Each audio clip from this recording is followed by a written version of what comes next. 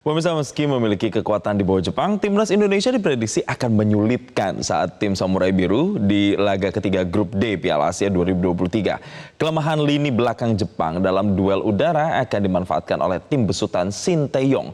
Lalu pemirsa, bagaimana kesiapan skuad timnas jelang kontra Jepang malam nanti? Dan bagaimana pula peluang timnas untuk bisa meraih poin penuh? Kita akan langsung berbincang dengan manajer timnas yang akan kami coba hubungi, Sumarji, dan juga pengamat sepak bola Anton Sanjoyo alias Bung Joy. Selamat pagi, Bung Joy. Selamat pagi, Jason. Ya, kalau kita melihat Bung Joy, kemarin sudah Indonesia berjaya mengungguli Vietnam walaupun sebelumnya juga di matchday pertama kalah dengan Irak. Nah, kalau dengan Jepang nanti, ada memprediksinya apakah peluang timnas Indonesia ini bisa cukup kuat untuk bisa menekan Jepang? Ya, pertama harus kita ingat bahwa Jepang juga butuh kemenangan ya, karena mereka kan sekarang berebut posisi 2 dengan Indonesia sebetulnya, gitu loh. Jadi kalau Indonesia menang ya Indonesia sebagai runner up. Tetapi memang Jepang sendiri saya melihat dalam 2 pertandingan pertama tuh mereka seperti meremehkan lawan ya, apalagi ketika berjumpa dengan Vietnam. Dengan Irak pun menurut saya mereka tidak main all out gitu. Jadi sehingga saya justru ketar-ketir karena ketika mereka 2 kali tidak bermain dengan all out, mereka akan habis-habisan di laga terakhir gitu. Dan memang harus diakui kualitas Jepang kan memang di atas Indonesia, bukan saja peringkatnya tapi juga hampir semua lini mereka adalah pemain-pemain yang berada di level top di Eropa gitu. Nah, ini yang harus diatasi. Tapi kalau saya jadi pemain Indonesia, saya malah justru lepas ya. Karena kan Jepang ini levelnya kira-kira 2 atau 3 tingkat di atas Indonesia, sehingga kalah pun bukan hal yang aib kan buat Indonesia gitu loh. Dan kalau bisa bermain lepas seperti ketika bermain melawan Vietnam, rasanya sih Jepang akan keteteran juga gitu. Cuma problemnya kan kemarin pun ketika melawan Vietnam bagusnya hanya di pertandingan di babak pertama gitu loh. Dan Sintayong menurunkan squad yang menurut saya memang itu squad backbone-nya, tapi dia punya ekstrim strategi yang tidak diantisipasi oleh Vietnam, yaitu high defensive line. Betul-betul tidak memberi peluang kepada Vietnam untuk berkembang. Nah, apakah itu bisa diterapkan kepada Jepang? Saya ragu gitu ya, karena memang kualitas Jepang jauh juga dari Vietnam. Nah, inilah poin-poinnya. Tapi kalau ditanya tentang peluang untuk bisa menang, ya tentu ada peluang meskipun kecil ya.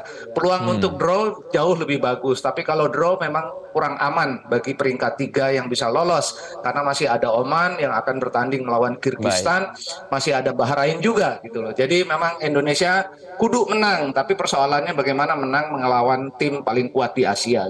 Baik, intinya peluangnya tetap ada, tapi memang ini nampaknya memang harus sulit dan butuh mentalitas. Berbicara soal mentalitas, Bung Joy, apakah setelah kemarin mengungguli Vietnam, timnas kita ini punya mental yang bisa dikatakan percaya dirinya agak terbooster atau agak level up kemarin?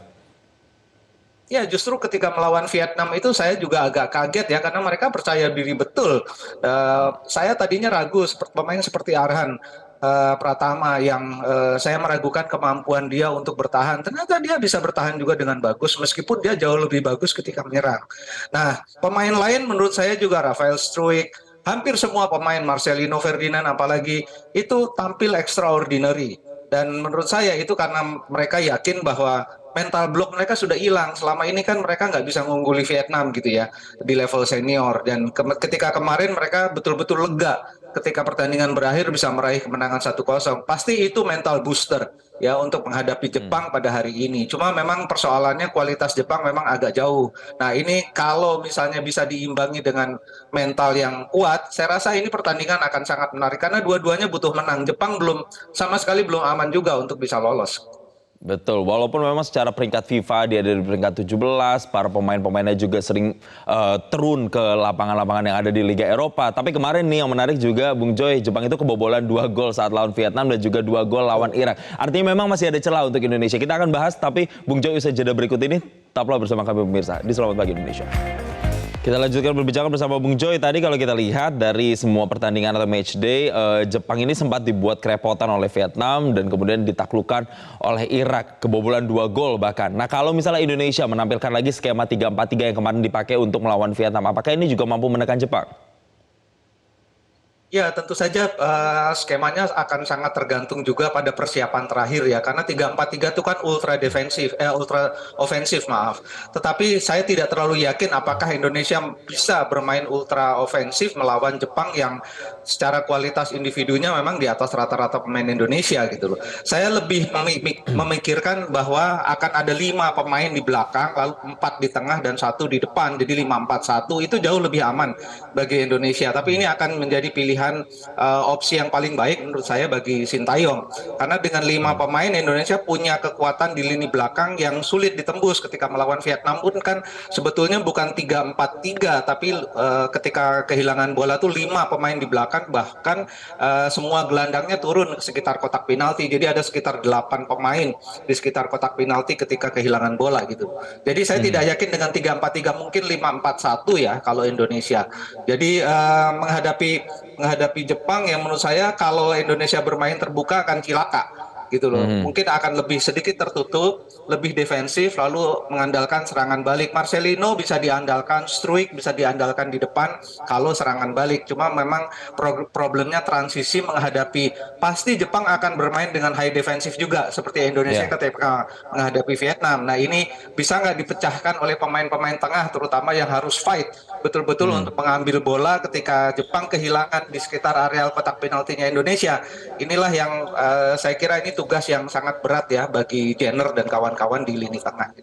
Baik, 5-4-1 dianggap is a better idea dibandingkan 3-4-3 begitu. Tapi kalau kita lihat 3-4-3 kemarin kan misalnya di belakang nih, kita mulai analisa posisi-posisinya nih, Bung Joy. Ada 3 back yang bisa dikatakan cukup kuat begitu. Ada Sandy Walsh, Jordi Amat, kemudian ada Justin Hubner. Ini tampil bagus pada saat kontra Vietnam kemarin. Bahkan kalau bisa kita lihat Sandy dan Justin ini beberapa kali juga membantu serangan. Apakah tidak cukup hanya dengan 3 yang sudah berjejer di belakang ini? Ya, tiga pemain yang bermain sebagai sentral defensif itu kan sekarang lagi tren banget ya di Eropa pun banyak dipakai sekarang. Cuma kan kemarin yang dihadapi Vietnam gitu, kualitasnya agak di bawah Jepang, bahkan menurut saya tidak sebanding lah dengan Jepang. Nah ini persoalan dengan 3 back itu kan harus semuanya solid, komunikasinya harus gila-gilaan lah itu kira-kira gitu. Nah yang persoalan lagi apakah full backnya itu bisa berlari 70 meter ke depan, 70 meter ke belakang lagi secara konsisten dalam 90 menit. Saya tidak yakin Asnawi dan Arhan bisa melakukan itu gitu. Apalagi menghadapi Jepang. Nah, makanya saya tidak terlalu yakin opsi 3-4-3.